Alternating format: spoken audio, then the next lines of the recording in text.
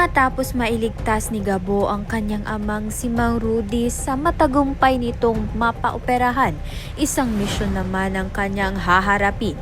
Hindi pa rin nabubura sa kanyang isipan ang madilim na nakaraan ng kanilang pamilya. Ngayon kaya na niyang lamaban. Hahanapin niya nga itong si Ricardo, ang dating pulis na walang awang pumaslang sa kanyang ina.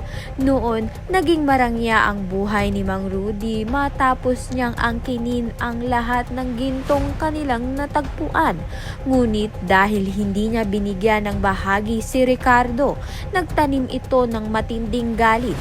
Bilang paghihiganti, walang awang winasak ni Ricardo ang kanilang pamilya at kitili ng buhay ng ina ni Gabo.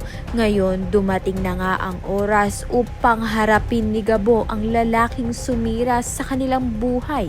Makakamit kaya niya ang hustisya o mauulit nga lang ba ang trahedya ng nakaraan? Dahil makapangyarihang tao na nga itong si Ricardo ngayon. Kaya naman nga't yan at iba pa ang dapat nating pakaabangan. Maraming salamat sa iyong panunood.